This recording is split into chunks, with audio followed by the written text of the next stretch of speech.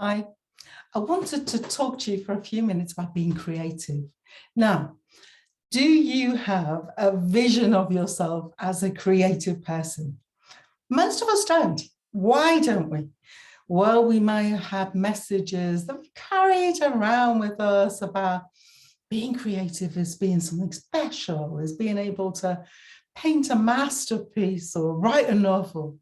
Um, and maybe, like me, you may have experienced times where you thought you were doing something creative and it wasn't received that well. I've told my story about creativity quite a lot, and I'll just keep it to a nutshell right now. I come from a creative family, an interesting mix of being very creative and being very practical, and coming from a culture in Liverpool, which was tell it to people directly. And so there were a couple of members of my family who were incredibly creative and just amazing. And as I was one of the younger members of the family and coming up and trying to do things, of course, I was never going to match their skills or their strengths. So straight away, I was doing the compare and despair. Oh my goodness, I'll never be able to do that.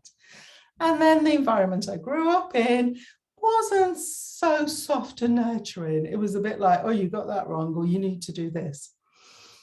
Interesting what we carry around with us. And why am I talking about creativity?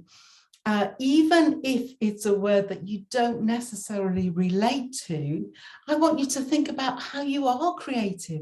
See, creativity comes in all styles and forms, and it's the traditional stuff that we see as creative, but it's also all those other ways that you make something happen, make something out of nothing, convert an idea into something that emerges. So it could be making a great garden, or even doing a fabulous kind of pot for your patio, or putting colors together in your house, or playing around with words and poetry. Could be how you work, and you know that you are creative in work. Doesn't matter how it is. What I want to encourage you to do is to get involved in your creativity and enjoy it, and not do the compare and despair, and not hold yourself back, and not put it in a tiny little corner of your life that you never get around to. So I may have mentioned to some of you before that I work sometimes with my daughter in Bolivia, and she is an artist in Bolivia. She does lots of murals and paintings and whatever. So she really is truly what we think of as creative. And my creativity is much more kind of practical, and how I put that into the workplace and so on. And together, we are joining forces to run an online course which will be called How to Live a Creative Life.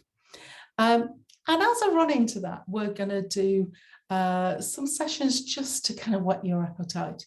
So next Tuesday, the 28th, we have a short session, a lunchtime session, just to get you thinking about how creative you could be, how creative you already are, where you're going to find the time for it, and how to just give yourself permission to do it. So bear that in mind, put it in your diary, Tuesday 28th at 1 o'clock UK time, and I look forward to seeing you there.